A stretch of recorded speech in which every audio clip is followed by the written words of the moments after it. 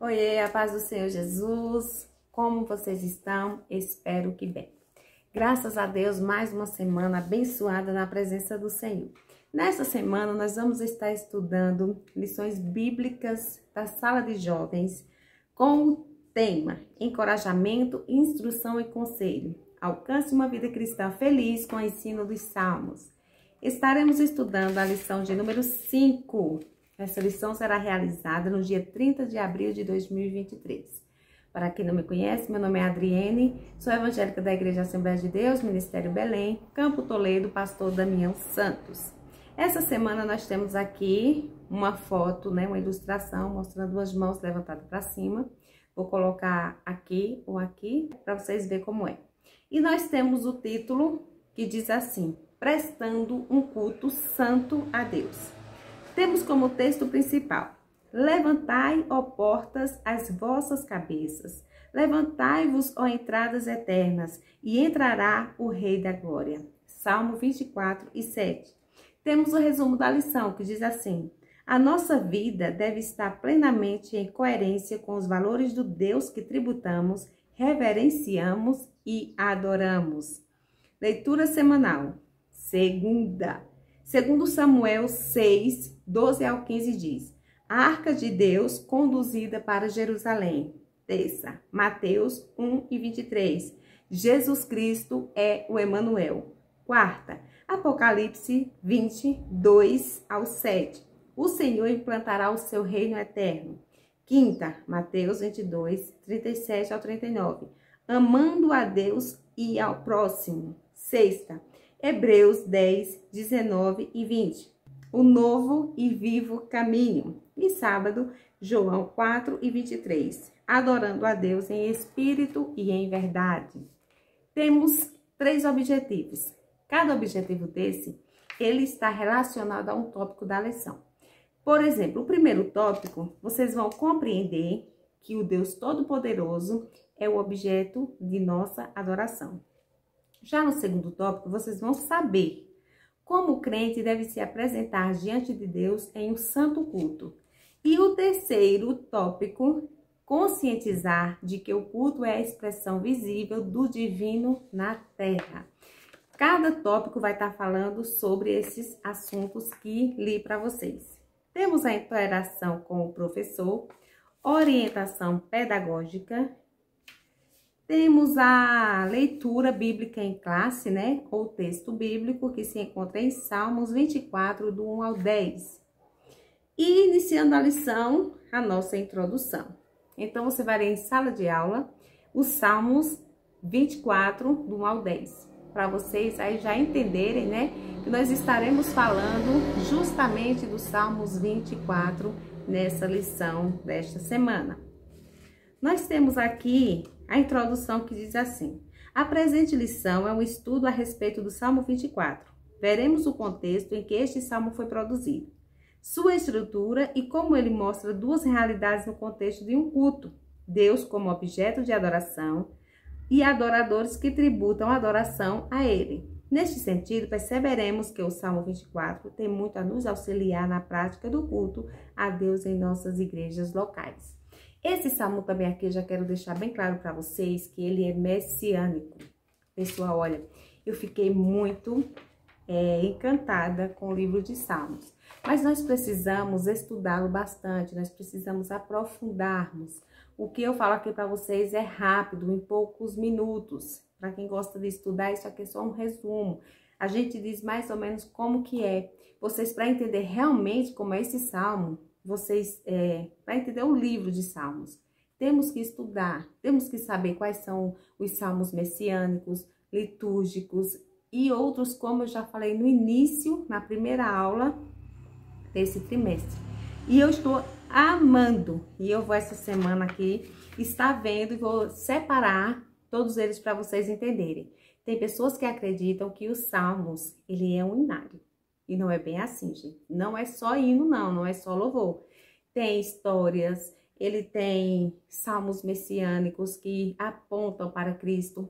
Fala do rei Davi, porém, ele tem um duplo sentido. Ele também representa Cristo. Vocês entendem como é que é? Então, eu vou estar aqui fazendo esse vídeo, eu acredito que eu não vou estar fazendo ele para estar aqui na lição, né? Mas eu vou fazer mais um vídeo. Tem 3 lições e eu vou fazer mais esse vídeo. Vou pesquisar todos eles para vocês, trazer a explicação para que vocês venham entender de uma vez por todas como funciona o livro dos Salmos. E assim vocês não vão mais errar. Vamos saber se tem capítulo, se não tem capítulo, quais são eles, certo? Vamos combinar assim? Vamos voltar aqui para o primeiro tópico. Ele diz assim: o Deus Todo-Poderoso é o objeto de nossa adoração. O primeiro subtópico diz: o contexto do Salmo 24. Esse primeiro subtópico, ele vai estar falando aqui mais ou menos como é o subtópico. Vamos ver? Acerca do Salmo 24, a maioria dos estudiosos o remonta ao contexto da chegada da Arca da Aliança, a tenda preparada no Monte Sião, no período do reinado de Davi, segundo Samuel 6, do 1 ao 15. É verdade também que o Salmo tem sido classificado na categoria dos messiânicos devido à ênfase dos versículos 7 ao 10. Entretanto, o nosso estudo se dará na perspectiva de considerar o Salmo adequado para uma ocasião litúrgica e o quanto ele nos ajuda a cultuar a Deus de maneira verdadeira. Por isso, o classificamos na categoria de salmos litúrgicos. Seu apelo litúrgico nos auxilia na prática do culto moderno. Assim, podemos estabelecer a seguinte estrutura dos salmos. 24. A verdadeira natureza da adoração. Você vai encontrar de salmos nos versículos do 1 ao 6. A coroação do rei, do 7 ao 10. Na primeira estrutura, a natureza da verdadeira adoração, podemos dividi-lo em 2 partes. São elas: o objetivo da adoração e o Deus Criador. A vida de quem adora, que você vai encontrar. Deixa eu voltar aqui com vocês. Objeto de adoração, o Deus Criador, você vai ouvir falar nos versos 1 e 2. A vida de quem adora, nos versos 3 ao 6. Nesse primeiro tópico, abordaremos os versículos 1 e 2 e os versículos 7 e 10, pois dizem respeito ao objeto de devoção e adoração do crente. Olha aí o primeiro subtópico. O segundo subtópico diz assim: Deus é soberano. Ele vai falar que o primeiro versículo atesta que o mundo e tudo que nele habita pertencem ao Senhor. Vocês já viram como é que começa os Salmos 24? Olha só. Do Senhor é a terra e a sua plenitude, o mundo e aqueles que nele habitam, porque ele afundou sobre os mares e afirmou sobre os rios. Ele começa nos conscientizando que tudo que existe foi Deus quem criou. Deus é o criador de todas as coisas. Então, do Senhor é a terra e a sua plenitude. Lembra que semana passada estávamos falando que tem pessoas que por elas terem um cargo maior na terra, elas se acham donas? Pois é. Então, o Salmo 24 vem para mostrar que esta terra tem dono. E o dono é o nosso Deus. Então, nós precisamos entender isso. Quando nós entendemos que do Senhor é a terra e a sua plenitude, o mundo e aquele que nele habita, aí nós vamos saber que esse Deus, só ele merece a nossa adoração. Porque, gente, se é do Senhor, me diga quem foi que criou mais alguma coisa além dele. Ninguém, porque aqui está dizendo de quem é. O verso 2 diz assim: porque ele afundou sobre os mares e afirmou sobre os rios. Você consegue firmar alguma coisa aí num copinho de água? A gente não consegue firmar nada, né? Porque não temos poder para isso. Então, o Salmo 24 vem nos conscientizar.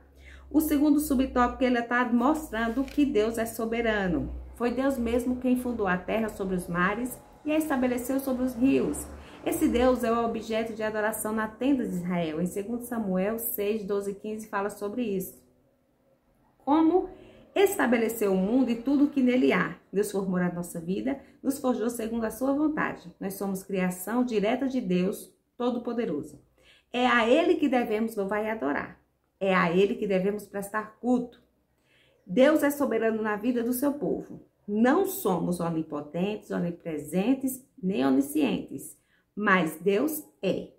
Somos limitados, mas ele é ilimitado e infinito. Você conhece um Deus além desse? Eu não conheço. Por isso que a minha adoração é unicamente para o meu Deus. Então, nós precisamos, entendemos que foi ele que firmou tudo. Entendemos que ele é soberano, que só ele merece a nossa adoração. Só ele é digno de nossa adoração. O terceiro subtópico fala assim: a coroação do rei. Você vai ver falar no 7 até o 10 dos versos que diz assim, ó. Levantai, ó portas, as vossas cabeças, levantai-vos, ó entradas eternas, e entrará o Rei da Glória. Quem é este Rei da Glória? O Senhor forte e poderoso, o Senhor poderoso na guerra. Levantai, ó portas, as vossas cabeças, levantai-vos, ó entradas eternas, e entrará o Rei da Glória. Quem é este Rei da Glória? O Senhor dos Exércitos, ele é o Rei da Glória. Repete essas duas frases 2 vezes. E vamos ver como é que está falando aqui o terceiro subtópico. É possível contextualizar esse versículo a um chamado ao povo diante das portas da tenda que se tornou templo. O pastor George, em sua obra sobre Salmos, diz que nos versículos 3 ao 6 o adorador está fora do templo, mas no versículo 7 ao 10 ele está dentro da área do templo. É o Senhor forte, poderoso e Rei da Glória entrando no templo. Versículo 8 e 10. Como cristãos, também aplicamos os versículos 7 ao 10 à messianidade de Jesus Cristo. João 1 e 14. Nosso Senhor é o Rei da Glória, o Emanuel, isto é, o Deus conosco, o Deus que se tornou barro. Lemos que em João 1 diz assim: no princípio era o verbo e o verbo estava com Deus, né? Então Jesus já estava com Deus desde o início, porque Jesus é Deus, é o Espírito Santo, ele é a Santa Trindade, mas cada um está fazendo uma função, né? Jesus veio como homem, em Mateus 1, 23.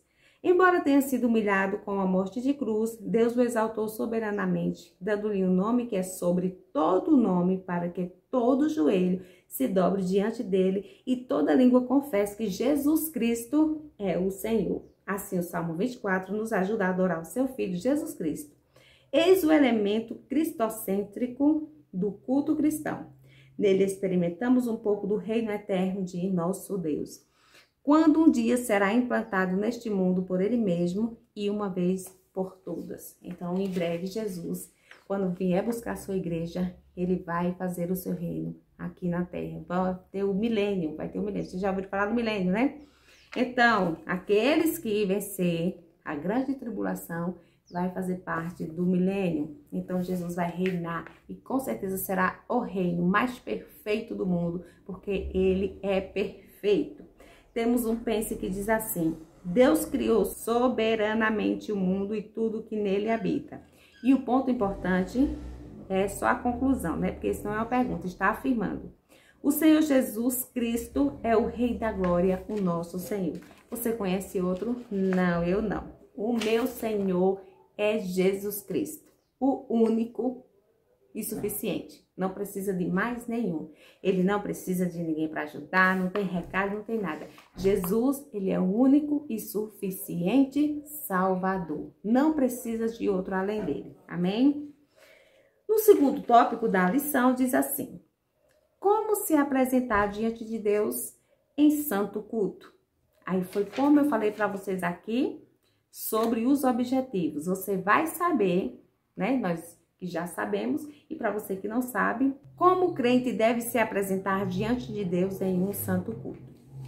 Você, quando vai entregar o seu culto ao Senhor, como é que você faz? Você entrega de todo jeito? Jesus, ele recebe, né, tudo que a gente tem para entregar para ele, do jeito que a gente quer? É assim que você pensa?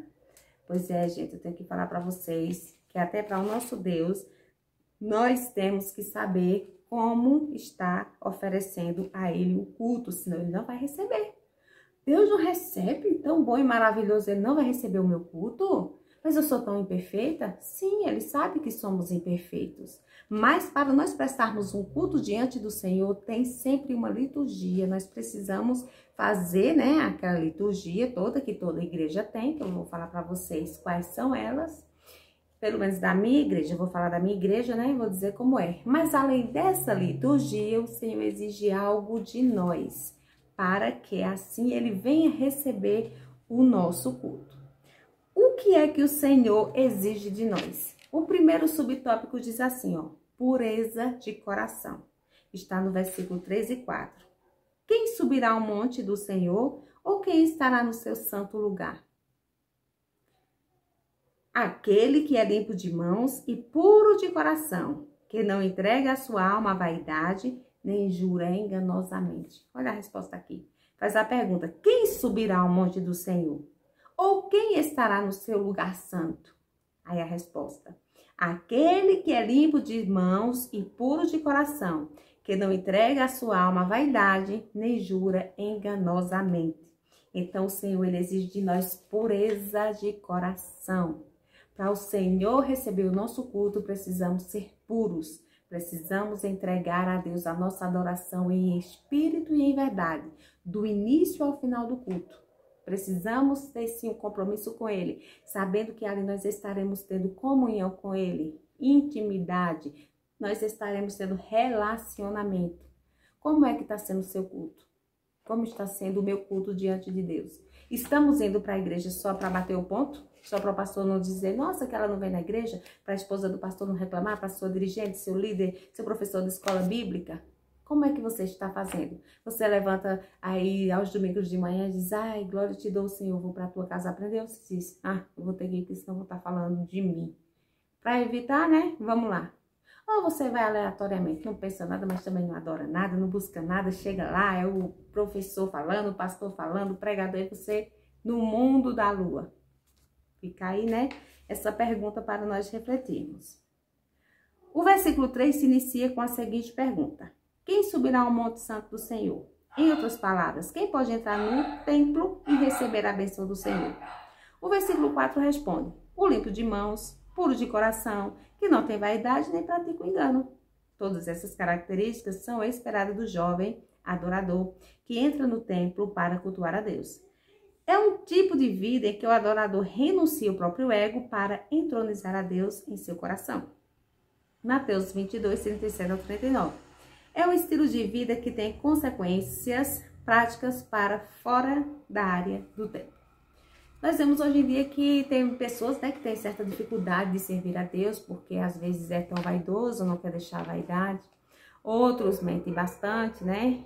Outros inventam as suas coisas, seus atos pecaminosos, e eles não querem deixar. Aí muitas vezes a gente diz assim, Deus não exige nada de nós, não, só que é o nosso coração. Mas como é que está o seu coração, meu amado? Como é que está o seu coração, minha amada? Será que uma roupa, será que uma maquiagem, será que um pecado? Quando eu não deixo nada disso que o Senhor exige de mim, e é você quem vai dizer o que Deus exige de você, não sou eu, e eu não faço e eu rejeito, então não estou amando Deus de jeito nenhum. Eu quero que Deus se adapte, a Bíblia se adapte à minha vida. Jesus não tem que fazer o que eu quero, eu que tenho que fazer o que Ele manda. A Bíblia está aqui bem clara, e dizendo que todas essas características são esperadas do jovem adorador que entra no templo para cultuar a Deus. Ele está dizendo assim, é um tipo de vida em que o adorador renuncia, ele renuncia. Você sabe o que é renúncia? É você abrir mão dos seus desejos, das suas vontades e fazer a vontade do Senhor, gente. Então vamos parar de dizer que Deus não exige nada de nós. Vamos parar de dizer que Deus ele aceita a nossa adoração de qualquer jeito, eu dou do jeito que eu quero, de jeito nenhum. O Senhor, ele sempre falou, quem estuda a palavra do Senhor sabe que quando Deus mandou Moisés fazer o tabernáculo, o Senhor deu todas as características. Aí vem a roupa do sumo sacerdote. Tudo o Senhor Jesus, ele nos ensina como tem que ser. Vamos deixar disso, vamos parar de estar encobrindo o que não encobre, que é o sol com a peneira. Não tem como. Vamos ser realistas e entender sim que o Senhor Jesus, ele pede sim de nós. Paulo falou que se fosse para fazer algo para Deus e não tivesse que sentir, digamos assim, que renunciar a algo, isso não é servir a Deus. Depois eu vou até procurar essa passagem, vou aqui falar para vocês. Vamos ver aqui. O segundo subtópico diz: bênçãos e justiça de Deus. Os versículos 5 e 6 trazem uma promessa. O adorador que age de acordo com os versículos 3 e 4 receberá a bênção de Deus e sua justiça para a salvação. Nesse sentido, esses adoradores são os que buscam a face de Deus. Sim, o adorador é chamado para se apresentar diante do Altíssimo, para adorá-lo, buscá-lo e exaltá-lo. Romanos 12, 1 fala sobre isso. Olha só o que diz os versos 5 e 6. Este receberá a bênção do Senhor e a justiça do Deus da sua salvação. Esta é a geração daqueles que buscam. daqueles que buscam a tua face, ó Deus de Jacó. E você, jovem, adolescente, adulto, crianças que já entendem, né? Você tem buscado realmente a face do Senhor? Olha, mais uma pergunta aí forte. Como é que você está buscando? Você está enquadrado nesses versículos? Se você não tiver, eu te convido a estar se enquadrando e fazendo a vontade do Senhor Jesus, que ainda há tempo. A trombeta ainda não soou. Enquanto ela não soar, você tem tempo de correr e fazer a vontade de Deus. Consertar os seus erros. Nós temos a oportunidade de estar consertando os nossos erros. E vemos que o Senhor é tão poderoso, mas temos que estar vigilantes também. Porque na palavra do Senhor mostra a história daquelas 10 virgens, né? 5 loucas, 5 prudentes. Todas elas tinham lamparinas, porém 5 deixaram apagar e acabou o azeite. Porém 5 também cochilaram, porém elas ainda tinham azeite. Então que nós estejamos com os azeites cheios nas nossas lamparinas, para quando o noivo assim tocar a sua trombeta e nós levantar e acompanharmos eles. Amém? O terceiro subtópico diz assim: é tempo de subir ao monte do Senhor. É um monte? Que monte é esse? Vamos ver? O Salmo 24 nos chama a subir ao monte do Senhor. O Novo Testamento aprofunda a compreensão do templo de Deus. Hoje o Espírito Santo nos impulsiona a glorificar a Cristo, João 16 e 14. O escritor aos Hebreus diz que tendo, pois irmãos, ousadia para entrar no santuário pelo sangue de Jesus, pelo novo e vivo caminho que ele nos consagrou. Hebreus 10, 19 e 20. Em Cristo podemos adorar a Deus em espírito e em verdade. João 4 e 24. Nesse sentido, o jovem que sobe ao monte do Senhor vive integralmente um estilo de vida de um verdadeiro adorador. Então, qual é este templo? A casa do Senhor. Qual é esse santo monte? A casa do Senhor, a presença de Deus. Então é lá onde nós agora vamos buscar a face do Senhor, é lá onde nós vamos conversar com Ele, Ele vai falar conosco, tirar nossas dúvidas, nos ensinar. Só lá, irmã? Não. É só naquele ambiente? Não. Nós também somos templo e morada do Espírito Santo. Então Ele também está conosco, mas para Ele estar conosco, nós precisamos ter uma vida de santidade com Deus. Nós precisamos estar em adoração, em intimidade, em comunhão. Porque tem pessoas que vão para a igreja, adoram a Deus lá, dizem que adora, porém termina o culto, fechou a porta, ela vai só para casa. Mas tem aqueles adoradores que vai com Jesus, vai com o Espírito Santo, né? Vamos falar assim, porque o Espírito Santo é quem está conosco. Jesus veio, morreu por nós e subiu ao céu. E enviou o Espírito Santo para estar conosco. Tem pessoas que convidam o Espírito Santo para ir para a casa do Senhor, convida para almoçar, para passear, convida para todos os lugares. E vai para a casa dele, o adora e volta para casa, mas ele também. Então, se você não tem essa intimidade com ele, eu te convido a estar convidando o Espírito Santo para ir em todos os lugares que você for. Amém? Tenho certeza que se eu e você for para algum lugar que não o cabe, ele vai dizer, por aí não, vem por aqui. Ele é o nosso melhor companheiro na terra. Temos mais um pense que diz assim: quem pode subir ao monte do Senhor? Aí lá vem a resposta: quem é limpo de mãos e de coração, sem vaidade e engano. Essa vaidade aí, né, não quer dizer também que seja se cuidar, né? Tem pessoas que se cuidam e tem pessoas que têm o exagero. Então a palavra do Senhor é bem clara, ela sempre fala do exagero. Aquela vaidade que você não a deixa nem por Jesus, ela não vai te levar para lugar bom não, hein? Então você precisa estar atento. E qual é essa vida de engano? Não podemos estar com mentira.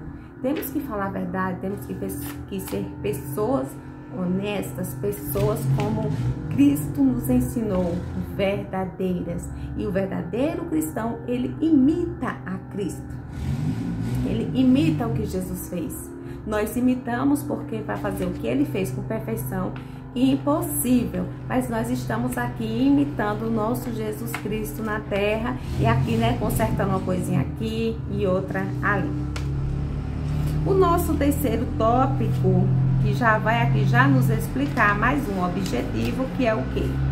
Conscientizar de que o culto é a expressão visível do divino na terra.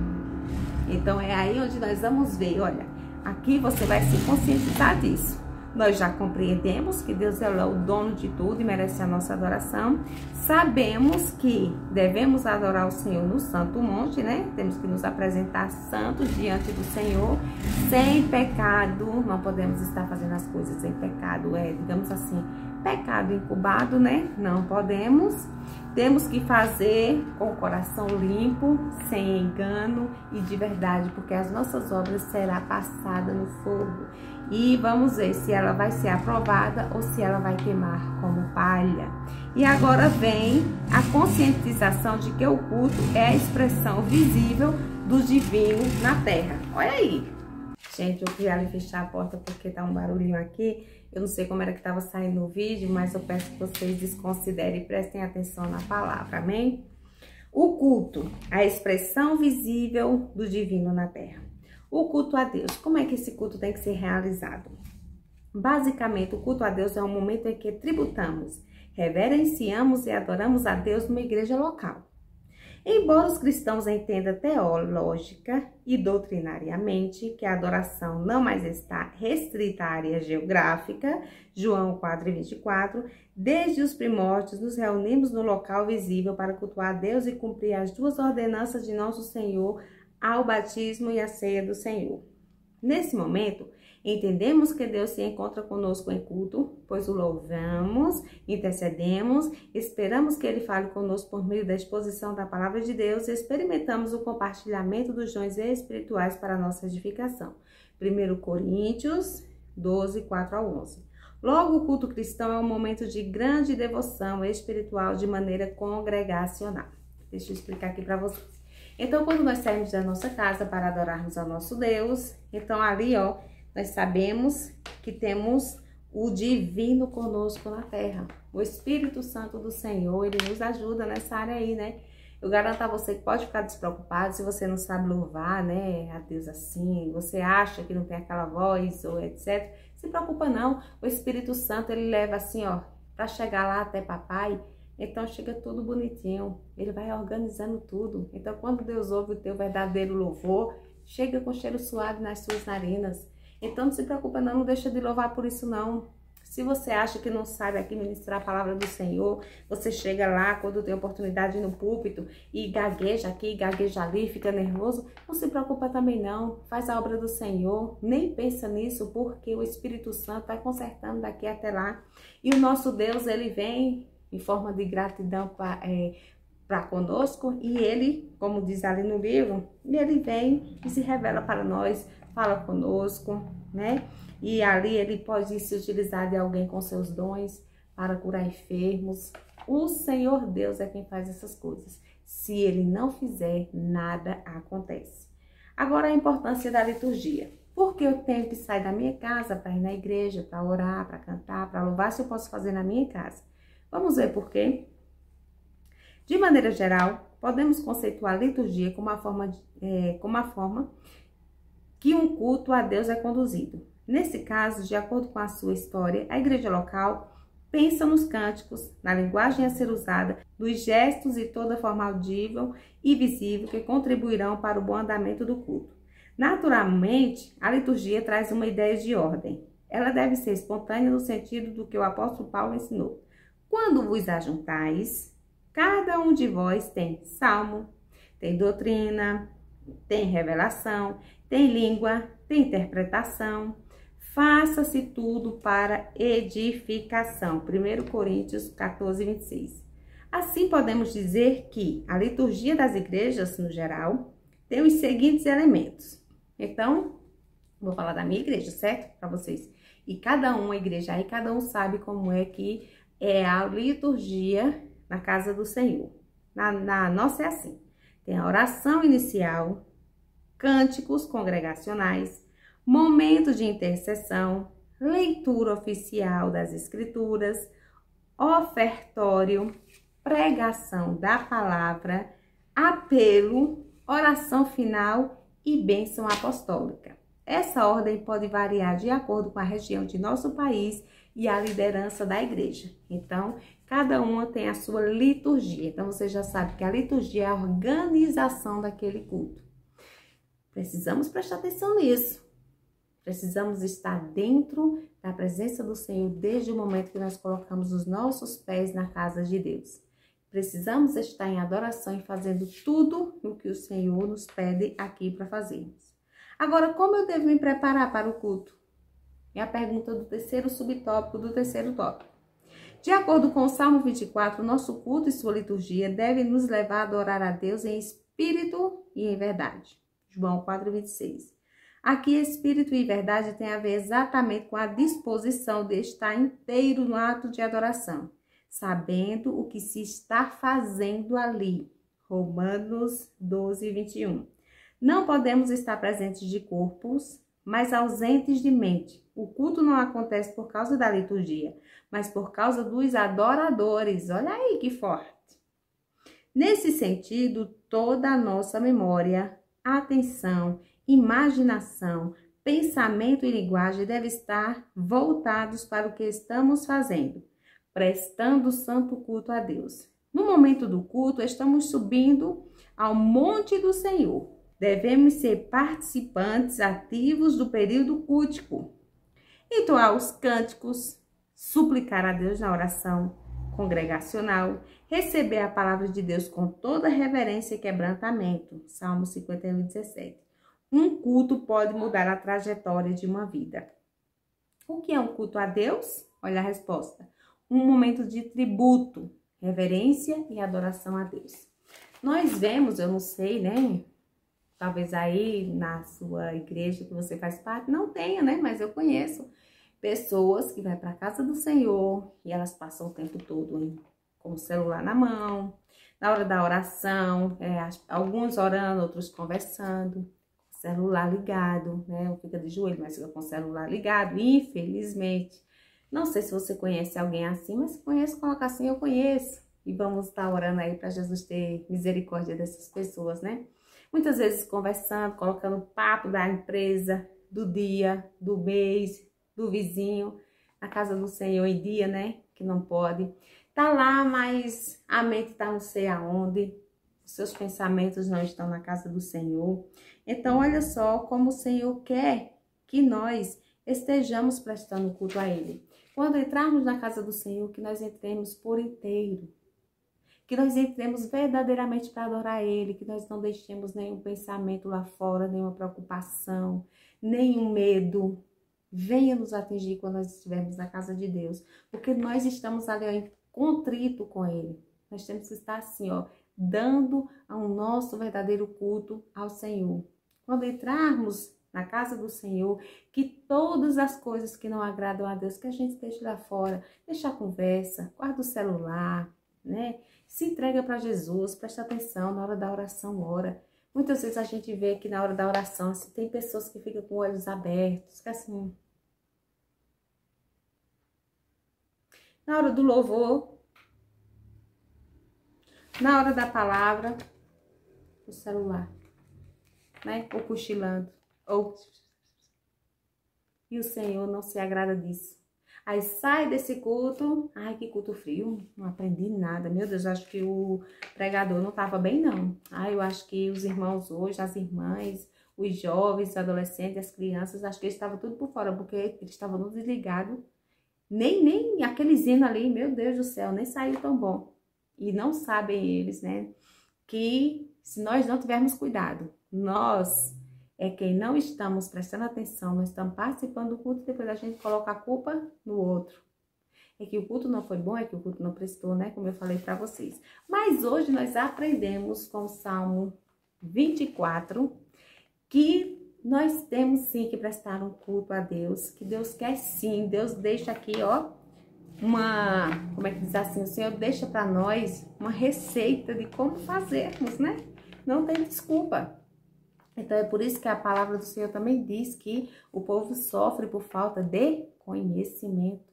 As pessoas hoje em dia têm preguiça de ler a palavra, né? Qualquer coisa. Sabemos que nós temos que estudar para tudo. Para sermos bem-sucedidos na terra, nós precisamos estar estudando. Para nós chegarmos ao céu, ter o nosso galardão, estar com Cristo, nós precisamos estudar, né? Porém, às vezes a preguiça, né, da leitura não deixa. O sono... né? A gente, não sei vocês, mas se você colocar ali um Reels ou alguma coisa ali no Instagram ou alguma outra coisa, a hora faz assim, ó. Mas na hora da palavra você lê e a hora não sai do lugar, dá um cochilo, dá aquele bocejo, a gente não entende, dá aquela falta de paciência.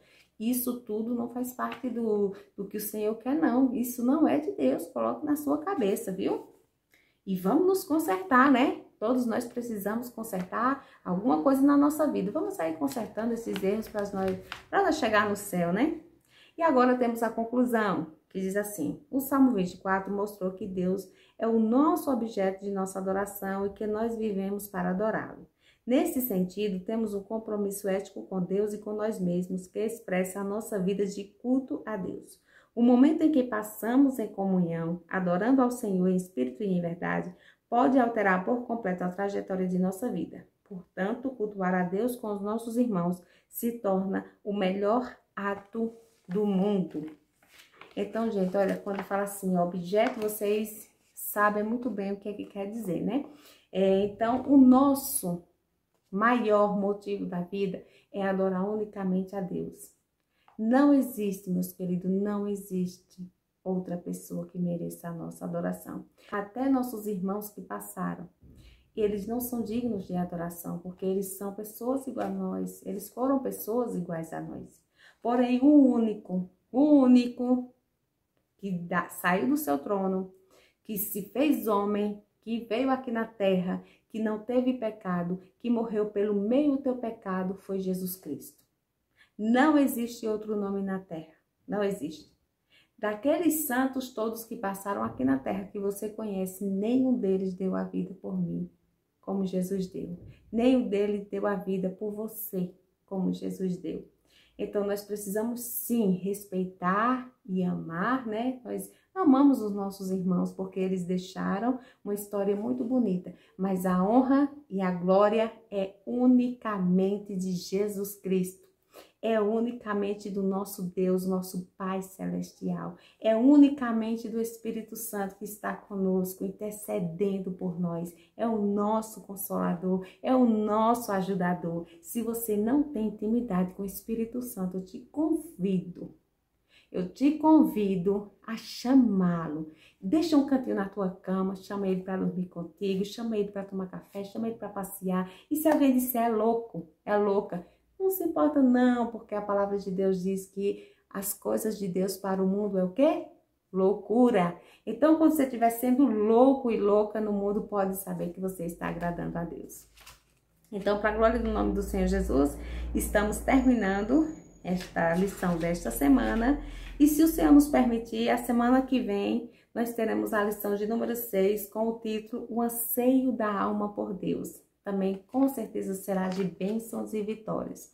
E eu convido a você a estar compartilhando esse vídeo com alguém. Se você não pode evangelizar por algum motivo, compartilha esse vídeo que você estará evangelizando. Clica aí no likezinho, no joinha, se inscreve no canal que você me ajuda.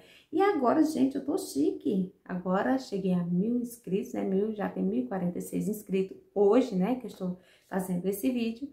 E agora, gente, olha só, tem aquele botãozinho do membro, né? Então, neste canal aqui, por enquanto, se você quiser ser membro, aí é para estar ajudando o canal, para eu estar cada dia mais me especializando, estudando a palavra do Senhor, trazendo conteúdos para você que possa estar ajudando aí a sua vida, né? Sabemos que é uma troca, né? As pessoas, elas sempre querem ser membro do que alguém pode oferecer para você. Mas hoje em dia é apenas R$3, se você quiser aí ser membro do canal. Peço que você aí nos ajude e que Deus tenha abençoado poderosa a sua vida. Fiquem com Deus, que Deus abençoe o teu ministério, que Deus abençoe a tua aula. E até o próximo vídeo, se assim o Senhor nos permitir. Cheiro no coração, fiquem com Deus.